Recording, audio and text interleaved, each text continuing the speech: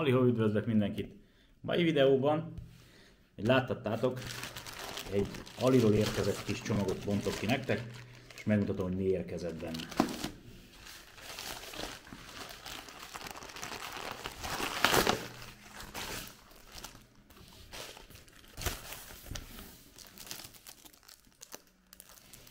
Hát van, aki már innen látja és kitalálta, hogy ez egy elektromos horogkötő. Történt egy kis baleset egy alugéppel, és hát a jobb hüvelykujjamból elgyalultam majdnem egy centit, úgyhogy ez miatt lesz szükségem nekem erre a kis műszerre, és remélem, hogy jól fog majd működni.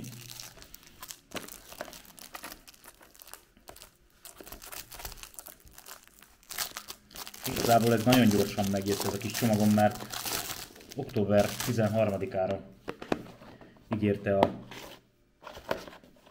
kereskedő, viszont ma október 2-a van, úgyhogy ez több mint egy héttel előbb megérkezett. Nem baj, nagyon örülök neki. Vártam már nagyon. Nagyon jó áron jutottam egyébként hozzá. Jól körül kell nézni egyébként, mert $5-tól $15-20 terjednek a különböző értékesítőknél, a különböző shopokban vagy sztorokban az ára, változik ezeknek a kis ketyeréknek. Hát, itt van maga a horogkötő, egy ilyen kis szivacs keret, ami ugye meggátolja, hogy lötyögjön itt a dobozba, és hogy ne verődjön össze. És hát egy kínai nyelvű használati útmutató, az egyik oldalon csak szöveges, viszont a másik oldalon gyönyörűen képekkel is ábrázolták, hogy hogyan fogunk ezzel eredményesen horgot kötni. Hát kíváncsi leszek egyébként, mert az összes... Bocsánat, macska uralom van, ne edd meg a kamerát. És tehát az összes ilyen review videóban azt láttam, hogy elég nagy horgokat és elég vastag, és ráadásul fonott zsinórral, ugye, ami azért puha és viszonylag jól alkalmazkodik az ilyen gépekhez, vagy az ilyen szerszámokhoz. És arra mondtam már, hogy ne edd meg a kamerát. A csomagolást azt viheted, igen. Nos, tehát van itt egy képekkel illusztrált, gyönyörű, érthető használati útmutató. Én azt gondolom, hogy ez alapján próbáljuk is ki. Megnéztem már egyébként az Alis lapján, vagy terméklapján ezt a kis videót a készülék használatáról. Úgyhogy most kipróbálom élesben. Hozok be vékony monofil vagy fluorokarbon előkezsinort.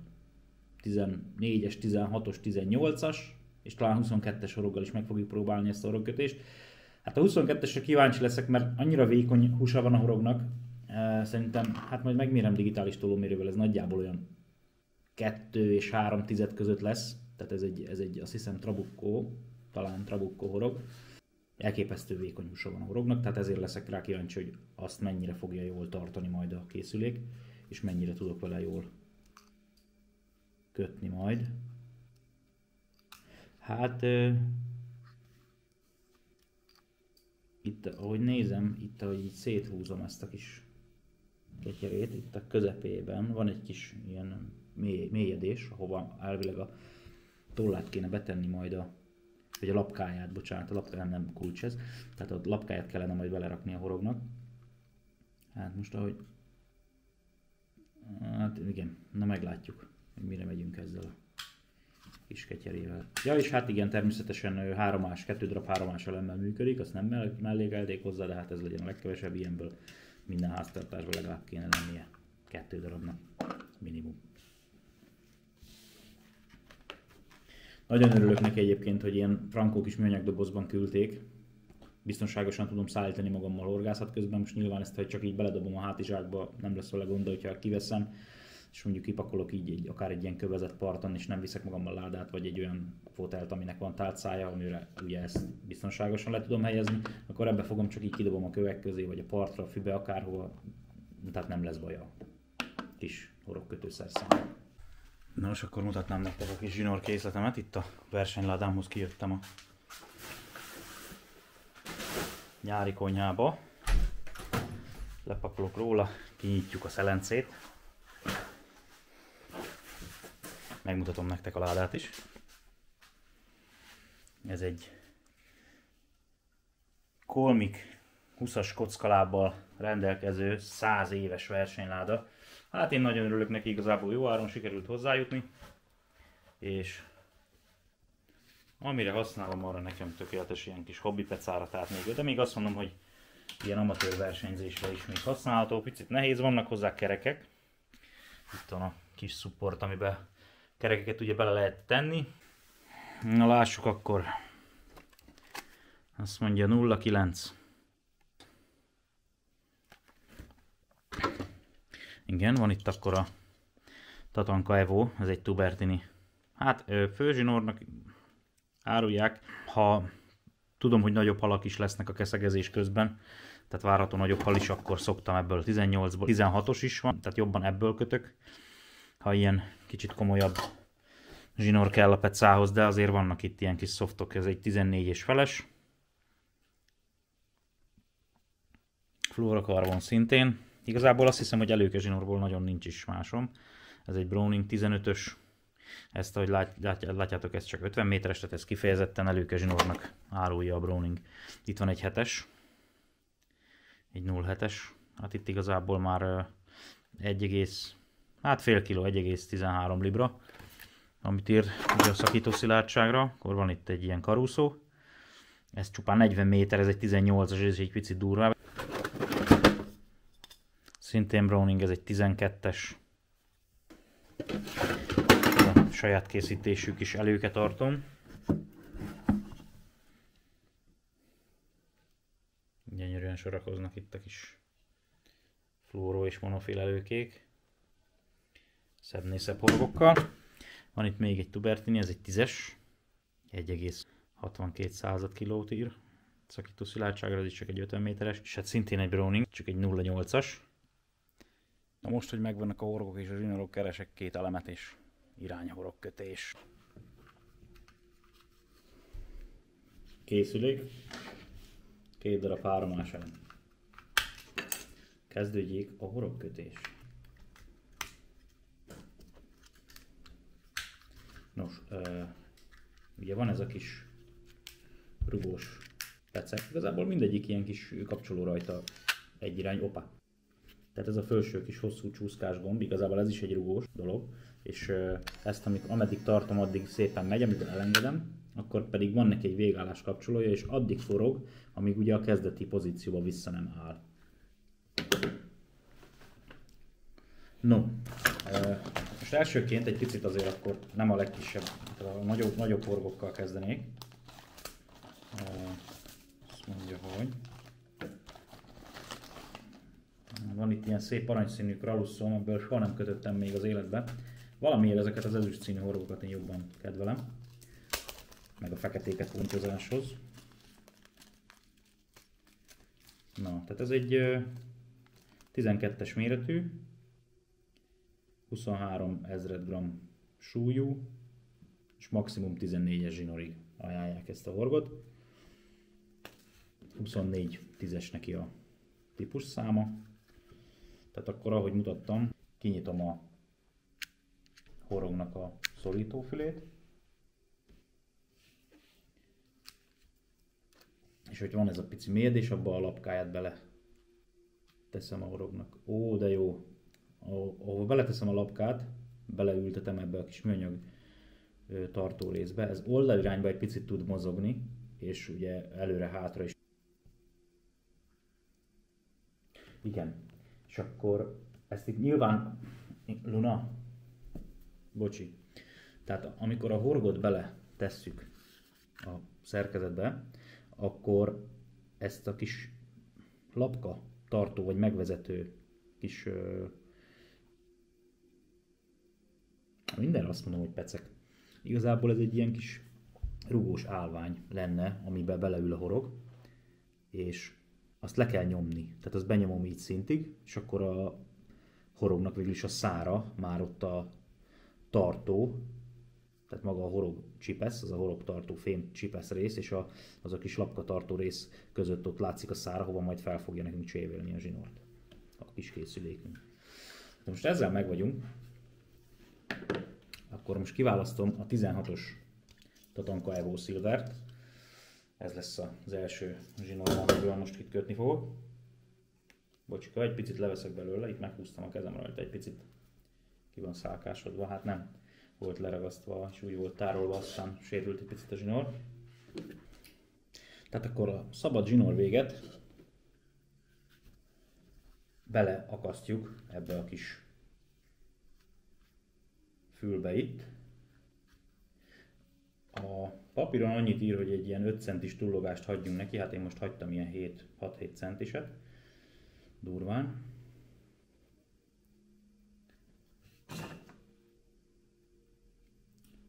Ugye most a zsinórnak ezt a végét átfűzöm itt ezen a nyíláson. Igazából behúzom egészen a szerkezetnek a közepéig. Ezután, itt most látjátok hátulról, van ez a kis kallantyú, ez a kis műanyag.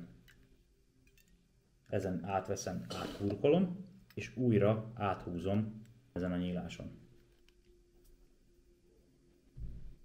Tehát most ide hátra kellett érkezzen ez a zsinór, ami még ezen a műanyagon rajta van, ugye onnan érkező zsinór rész itt hátul van, ezt így két ujjal megfogjuk. És igazából, ezt itt meg kéne feszíteni egy kicsit.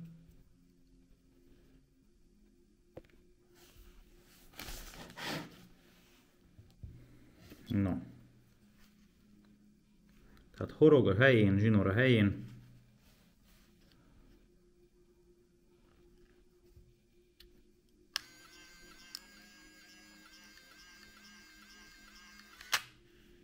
Hát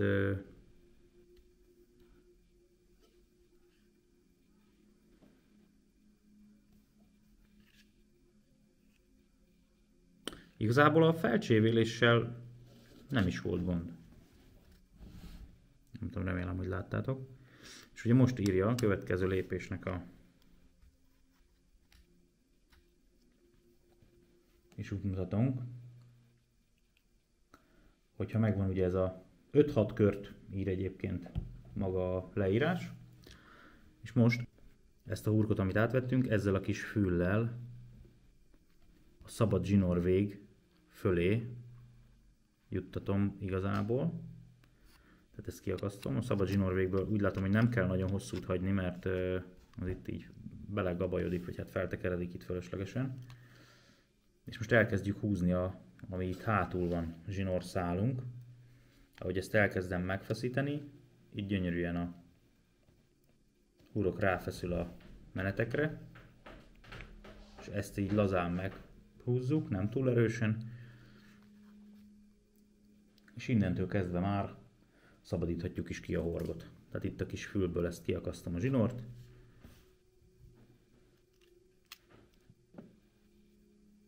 És igazából itt van is egy kézkötésünk, amit most utólag még meghúzok. Tehát elég jó lett ez a kis kötés így elsőre. És nyilván azért ki kell tapasztalni ezt a kis szerkezetet, hogy hogyan működik ez jól. Nem hagytam neki túl sok lelógó részt, olyan durván 1,5 mm. Hát csinálunk egy tesztet. Beleakasztom valamibe, ide a horgot mondjuk, ha bírom. Feltekerem itt a kis kezemre, aztán az ujjaimra.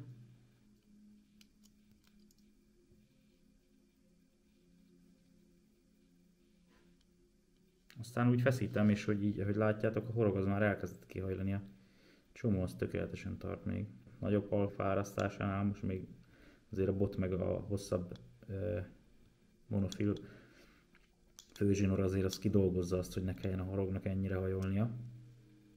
Hát most látjátok, hogy azért meghúzgattam, azért picit úgy maradt a horog. De a csomó az tökéletesen, tehát az nem oldott ki. Hát igazából most így, hogy meghúztam, így már azért szépen sorba rendeződtek a menetek. Elég korrektül néz ki különben. Vannak ezek a mechanikus horogkötők, azokkal is ezt a külső hurkos horogkötést tudod, amikor a meneteken kívül megy el ez a hurok, és az szorítja meg a szabad zsinórvéget. igazából ez most nekem csak az új végem hiánya miatt előnyösebb nekem ez a kis szerkezet. Annyi, hogy ugye ezzel parton nem kezdesz el nagyon killódni, de ha mégis kell, akkor azért jó, ha ott van. De általában igen, úgy szoktuk, hogy itthon megkötjük előre az előkéket. Én is úgy csinálom, hogy előre bekötök párat, amit tudom, hogy fogok használni, attól függően, hogy most keszegezés, pontyozás, nagyobb kárászozás, éppen milyen halfaj az, ami elérhető a vízterületen. Folytatnám akkor kisebb horoggal és extrémen vékony zsinórral. Folytassuk akkor azokkal az apró horgokkal, amit már az előbb említettem. Találtam Gamakatsu 16-os LS1010N. Ez a 16-os méret, hát inkább olyan 18-20. És itt van egy Kamasan horog, ez egy B711-es X Strong Wide Gape bronz.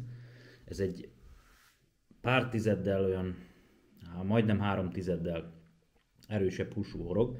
Tehát ez egy apró keszegező horog, viszont nagyon erős vastag húsú, és hogyha véletlen becsúszik rá egy nagyobb dévér, vagy esetleg kisebb ponty, akkor még azért helytáll jól ez a horog. És akkor amiről beszéltem, az az egészen apró Trabucco, ez egy Competition Hooks, ez egy ProSword fantázia névre hallgató 810-es típus számú horog. Ez egy nagyon vékony húsú, nagyon pici öblű, méretéhez képest hosszú szárú keszegező horog. Ezt a pici horogot fogom most kötni 0,9-es fluorokarbon előkezsinórral. Meglátjuk, hogy mire képes ez a kis szerkezet. Én azért bízom benne, hogy ezt az apró horgot is meg tudom kötni. A másik két méretet igazából, ezt a Gamakatsu és Kamasan horgot, ezeket 11-es, 14-es vagy 15-ös zsinórral fogom úgyis használni, úgyhogy ezt egy 15-össel fogom kötni nektek. És akkor azzal meglátjuk, hogy milyen szép meneteket és milyen szép horogkötést készít nekünk ez a kis masina. Na, lássuk is akkor először ezt a Trabuccót.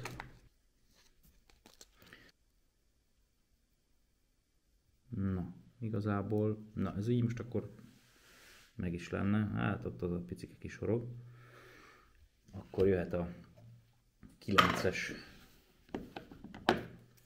előkezsinór. Ezt a Reflo előkezsinórt választottam most ez a kötéshez. Na, tehát akkor ahogy az előbbiekben már ezt mutattam, 4-5 cm-es szabad zsinór véget hagyok, és akkor még én azt mondanám, hogy ha megvan ez a kis csipeszbe, be van ide húzva a zsinór, ennek az alsó része ez is rugós, tehát ez a kis szürke rész, ami itt a kis fémlap alatt van, az rugós, és nem feltétlen muszáj ezt a tövéig behúzni, ezt a vékony zsinort, bár míg a meneteket feltekeri ez a szorított rész, ugye nem fog, talán beérkezik a horogig, de így könnyebben adagolja innen, vagy veszi el innen a zsinort a szerkezet, ahogy tekeri fel a meneteket a horogra. Tehát itt fönt behúztam a tetején a zsinort, innen a csíptetőből fent behúzom, a hátulján át, ezen a kis műanyag fülön áthúzom, illetve ráhurkolom, visszahúzom a szerkezetnek a közepén. Én most itt lehúzom, igazából a középső ujjammal rányomom a zsinort magára a gépre. A gyűrűs ujjam és a középső ujjam között, hogy jön ki a zsinort, megszorítom egy kicsit, és már a mutató ujjammal gyönyörűen tudom is működtetni a gépet. 1, 2, 3, 4, 5, 6, 7, 8, 9. Gyönyörűen meg is állt. Nem feltétlen muszáj ilyen sok menetet rakni, 6 menettel is már gyönyörűen megfogja a halat. Nekem jobban tetszik, hogyha egy picit több menet van rajta.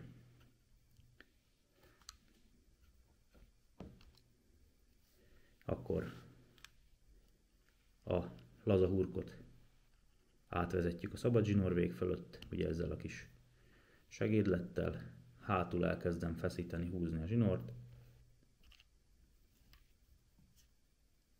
Gyönyörűen a hurok rászorul a menetekre.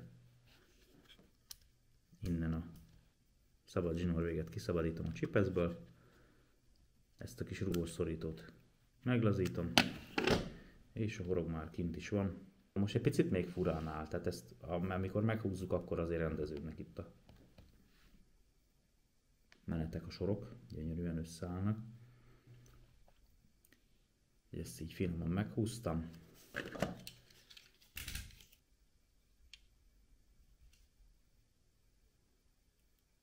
Hát igen, akinek ilyen benga nagyú vastag ujjai vannak, az ne legyen finom szerelékes keszekhorgász. Na jó, nem ez vicc volt.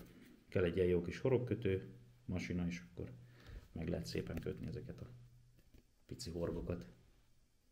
Hát igen, tehát hogyha most egy picit itt meg sodródik a damil, tehát egy picit van benne egy kis hullám, viszont hogyha ezt a vékony zsinort is gyönyörűen kifeszítjük egy előke tartó lécre, amit mutattam, a kis fadobozkámat, abban ilyen kis lécek vannak, és ugye arra ezt kifeszítem, ez rajta áll egy pár napot, és így gyönyörűen ilyen egyenesen meg fog állni ez az előke zsinór, amikor levesszük róla a horgászat előtt, akkor már, amikor ilyen laza zsinór, nem lesznek benne ezek a kis hurkák. Nézzük a következő horgot a következő zsinórral. Mutatnám ezt a Kamasan vastaghúsú 17-es méretű B711 típusszámmal jelölt keszegező horgot. Ennek a horognak egyébként a méretéhez képest egy picit rövidebb a szára, mint annak a trabukkó horognak, amit az előbb kötöttem. Na, akkor mutatom újra, hogyha még nem láttátok volna elégszer. A kis rugós kallantyút kihúzom, horgot beleültetem a helyére, akkor jöhet egy 15-ös Browning, egy Cenex, ez 2,1 kilós szakító szilárdsága van.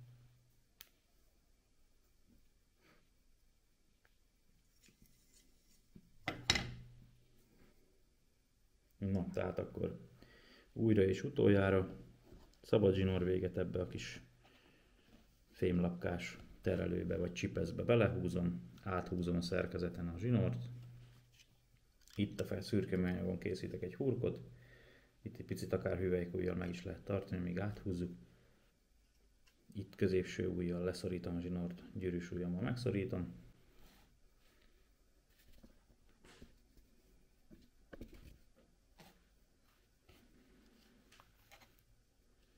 És már a mutató ujjammal működésbe is hozom. 2, 4, 5, 6, 7, 8, 9.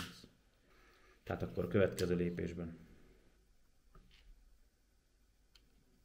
ezzel a szürke kallantyúval, szürke pecekkel áthúztam a szabad zsinór végén a hurkot, itt a zsinór másik felén pedig húzom.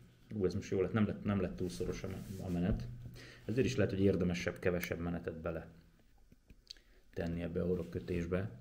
Mondjuk 6 menetnél még nem annyira szorosra húzza a gép, hogy mikor áthúzzuk ezt a zsinort a gépen és a hurkot ráhúzzuk a menetekre, nem fogja megnyomni tehát a túl sok menetszám az előke zsinort, és a horog alatti 1 cm nem lesz, vagy másfél centiméter nem lesz ilyen kicsit ilyen nyomott, vagy ilyen sérültnek látszó.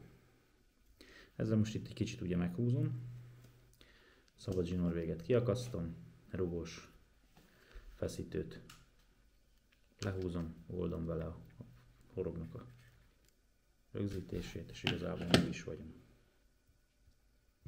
Ezt most akkor újra két irányba meghúztuk.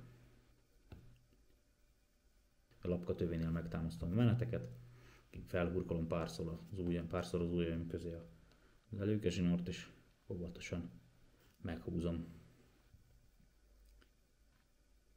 És igazából gyönyörűen egymásra feküdtek a menetek. Nagyon szépen áll. És itt kívülről a hurok szorítja a szabad zsinór véget és az összes menetet a helyére igazából. Úgyhogy gyönyörűen áll. A lapka belső felénél van az előke zsinór, tovább a folytatása, ugye, és ez egy jobb akadást biztosít ugye a halszájában. Eltávolítom itt a szabad zsinór véget. Hát ez gyönyörű.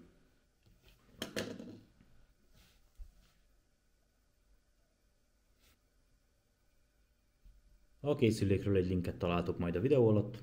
Köszönöm a figyelmet, jó örökkötést, jó horgászatot, görbüljön ahogy csak lehet, és menjetek pecálni, ami még jó idő van. Aztán télen meg menjetek pergetni, ha szeretitek. Szevasztok!